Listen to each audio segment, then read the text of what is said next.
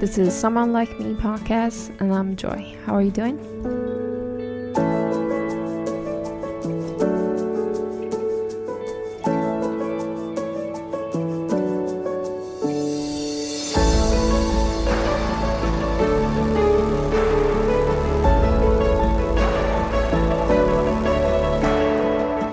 This is the very first episode of Someone Like Me, and I'm very excited. I wonder how you are. First off, I want to tell you that this podcast is dedicated to all the moms and dads, and you are welcome to share your amazing stories with us via email.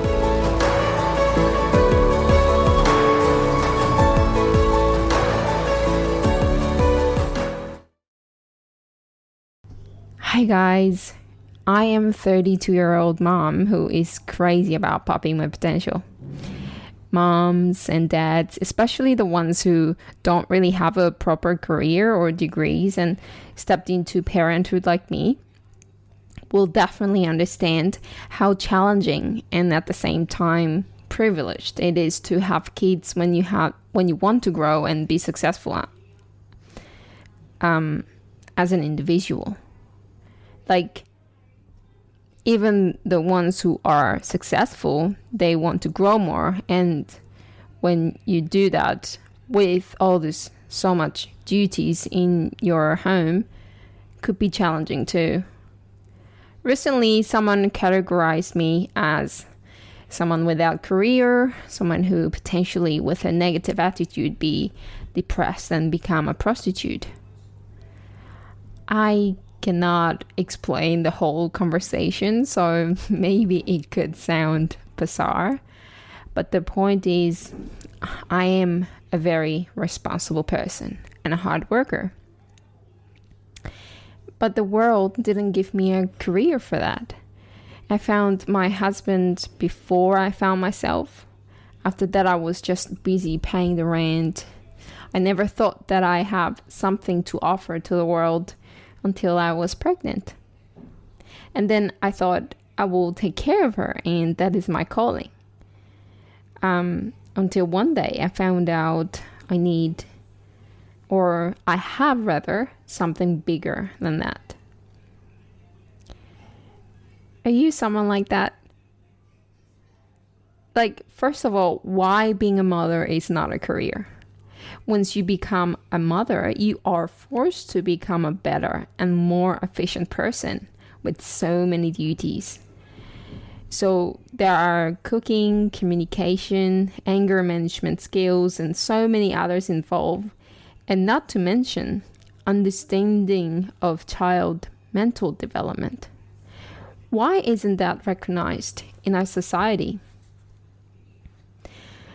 I heard so many successful individuals' interviews through podcast called School of Greatness. That's like my favorite, and others as well. Like, I see that successful people say like you should be a giver. But as you know, when you become a mom, you become a giver. Like, you don't really take anything. You just become a giver. You give every day. You give your time. You give your energy. You give your attention all day, every day. I mean, we should all be successful. When someone says to you, you don't have a career, you don't have skills, you don't have money, you don't have a proper job, I want to be the one who defends you and tell you, you do have a career in being a professional mom or a dad of an amazing child who is the light of this world, and you have the skill to raise this amazing gift. No one else could do what you do to that kid. You have your child who is so precious that you cannot even compare it to money. You know, think about it. So why don't we put in our resume 5 years of experience being an amazing mom?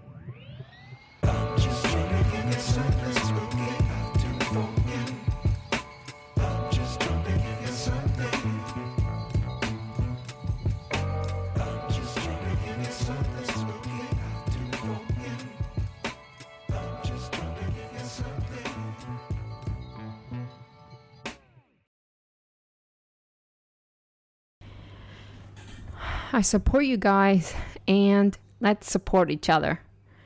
So many nights we wanted to take a moment for ourselves, but we couldn't. And so many mornings we wanted to sleep more, we couldn't. And our hard work is worth it. But when it is not so tangible, like career in the world or money or degree, something that you can write down, something that's just visible in front of you, all that others or yourself see is the lack of work. Like dishes not been done on time, kids been sick, or they have a tantrum, and we ourselves and others blame us. Like, oh, I'm such a bad mom. Or others could be like, oh, you can do better than that. You should do this and you should do that. But what if we celebrate our daily success first? Like, did you just make your child smile? Did you just clean up your mess? Clean up your kid's mess? Did you just stop yourself from being angry at your child for spilling milk all over the place, ruining your bed sheets? All this little but big success is worthy of praise and pride.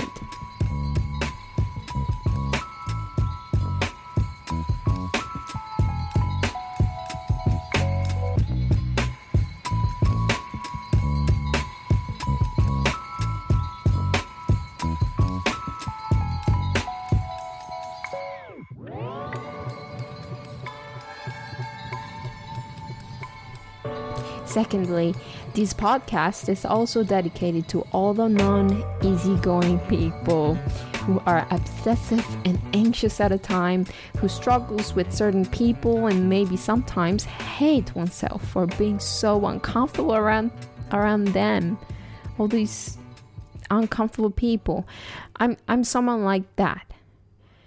Like, start thinking about something and then you can't stop thinking about it. There's just small conversation that we had, and what did she mean? What did she do? Like, why did I say that? I'm not easygoing. I'm hard going. But look, there is no shame in that.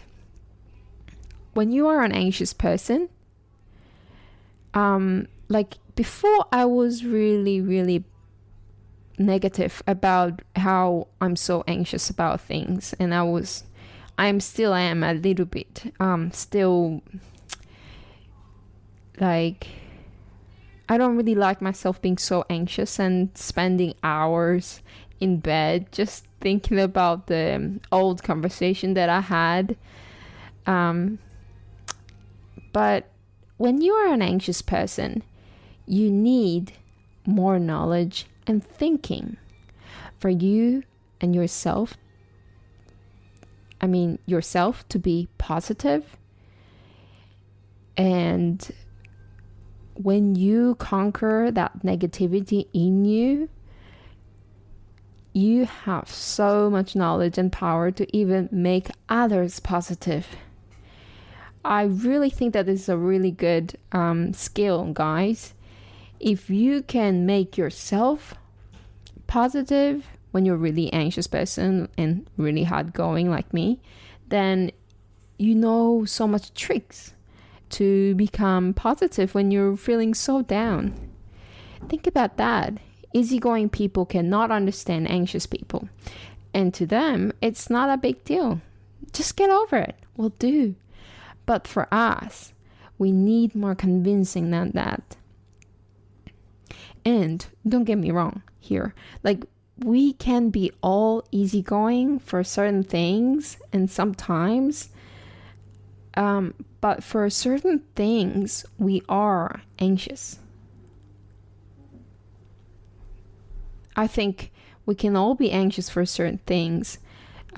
Maybe it triggers your childhood memory. It could be a trauma or whatever that you didn't even notice that could make you feel really anxious.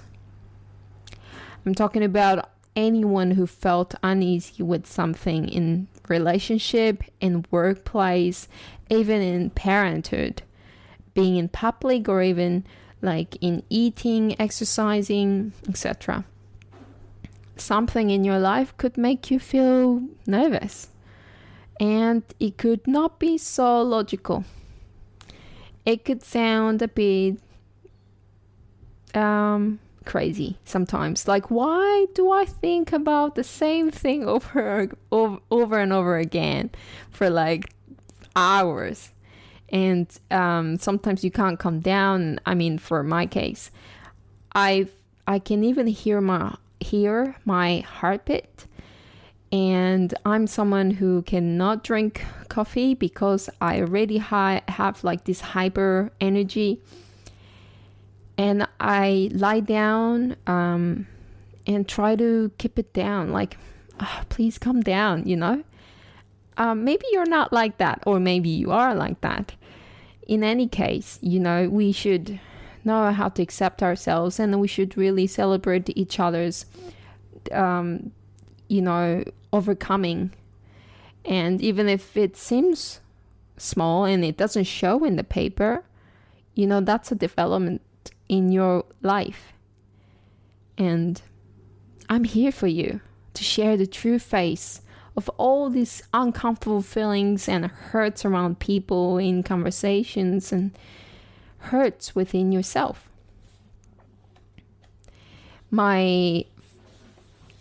Someone that I really respect, he described us people as like hurt generator. Like we just know how to, without knowing, we hurt each other so much, hurt each other's heart so much. And that's how it is. You cannot stop. It's non-stop, like in any way, in any shape, without really intending to, we do hurt each other. And we do get hurt, and it doesn't stop there. It becomes a trauma, and it just remains in our head, in our brain somewhere. And then every time something triggers you about that incident, you get really frightened. And the crazy thing about that is that you don't even notice it. Then you're like, maybe you become so cranky, or you started to eat something, you started to binge watching something, and you hate yourself. Yeah. When we go into the deep down of our emotions and about our life in general, like all these memories and all these hurts, the record that we have, when we dig into that, we can conquer, because we know where the enemy is. But when we don't know where it's coming from, and we don't even know what it looks like, then that's when you actually become angry and hurting others. So it's like vicious cycle.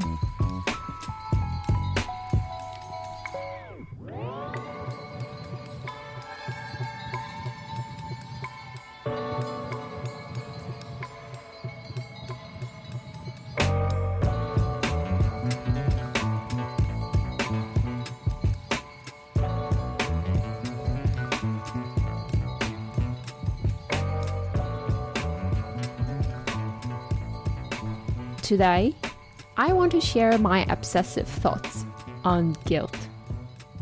What is guilt? Have you ever had an argument with your friend, loved ones, child, even with your colleague?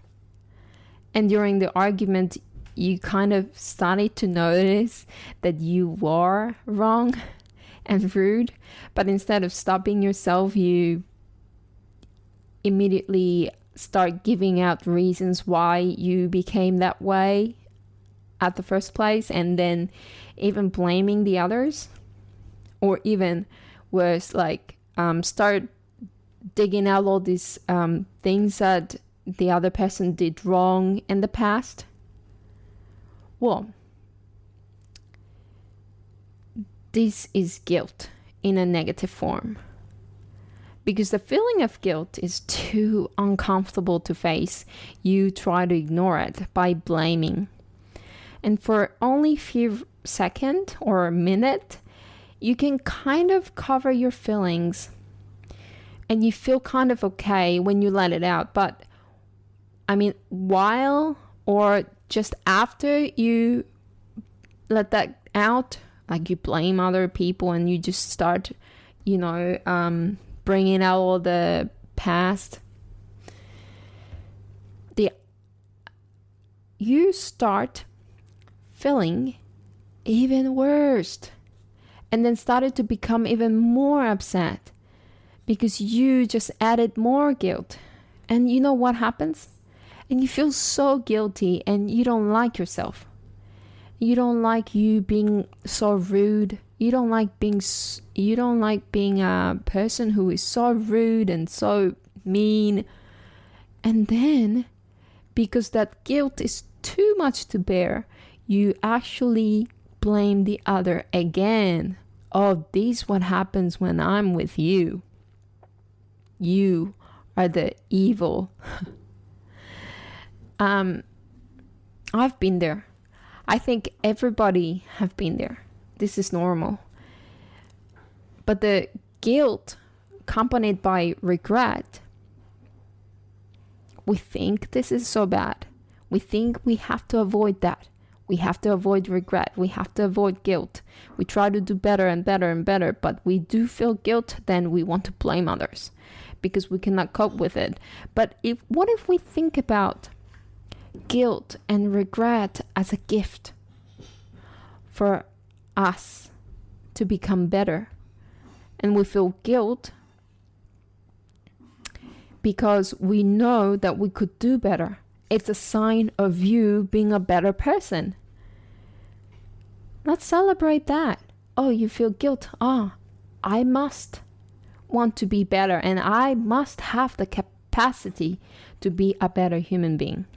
That's why I'm feeling guilt, because I want to give more, and I knew that I could give more to the other person, but I couldn't. Then I feel guilty. Not because I'm too small. Not because you're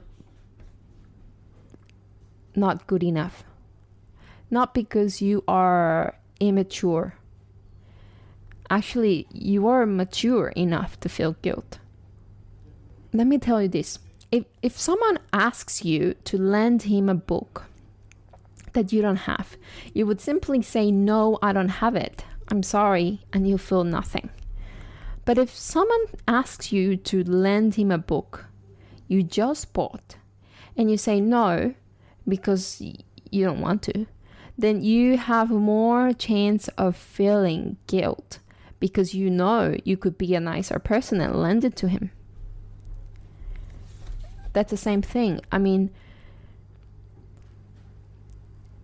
first of all, we have to understand that where the guilt is coming from. Because I know that I could do better. Okay. And also the anger that came from guilt, we acknowledge it. And then, you don't have to suppress it straight away. But you have to think why you are. And many times it is guilt and disappointment in yourself, within yourself, for not being a person who you want to and can be. Then start from there. How can I make it better? I mean, I'll tell you another story. When my sister is sick, my mom, instead of giving her a caring look, she gets upset with her. And I thought, she's really mean. I mean, she's just so, sometimes I thought she's so psychotic and crazy. Why does she have to go so crazy and start being upset when her child is sick? And I realized later that it was the guilt. It was her guilt, because my mom wants to be the one that stops her from getting sick, and she thinks that she has to be. She blames herself for her getting sick. Well, she might think, oh, I should have given her more vegetables. Oh, I should have given this to her. I should have let her to sleep more. I should have asked her to, I shouldn't have asked her for help the other night with the cooking. No, I should have let her rest. I should have given her more garlic. Oh, that night, oh, that was wrong. Oh, I should have cared more. And she wants to ignore that uncomfortable, hurting feelings of guilt, because the guilt made her feel miserable and made her think of herself so small, not worthy. But what if we embrace the guilt and just know that we feel guilty just simply because we could have done better, and this is just a good opportunity for us to be better? We don't have to be perfect all the time, even if we make mistakes. Even if we mess things up, we are worthy. I realize when I think of my daughter, if my daughter cannot do so many things and not being able to cope with so many things and feeling miserable, if she's going through that, would I think that she is not worthy because of that? No, I would not.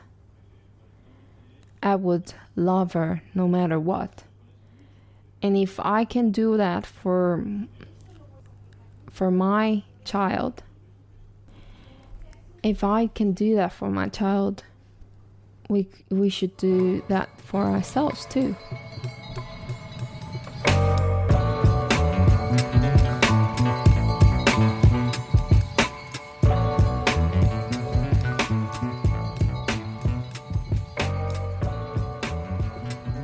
Like these guys, anxiety, loneliness, depression, guilt, anger, frustration. They may seem bad, but they are there for a reason. These are just part of our lives. Do you remember having a moment like you were in an unfair situation, but no one recognized it?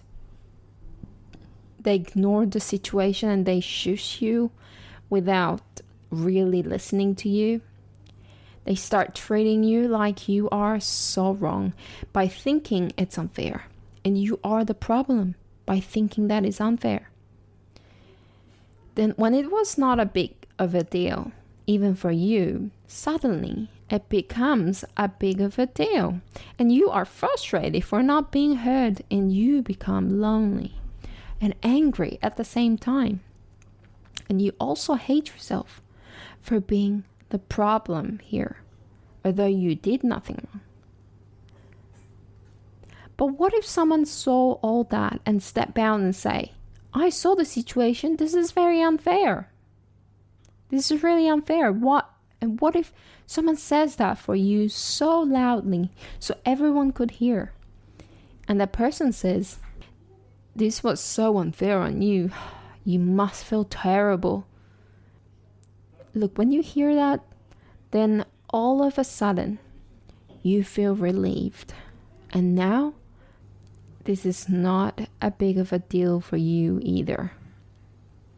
I want to be that person for you guys. Our goal is to become positive, yes, but not by suppressing negativity, because negativity or worries, anger, they all have its own reasons and place. Some things that are not a big of a deal for others can be a big deal for you. So I support you, and I'm so proud of you for always striving to become better.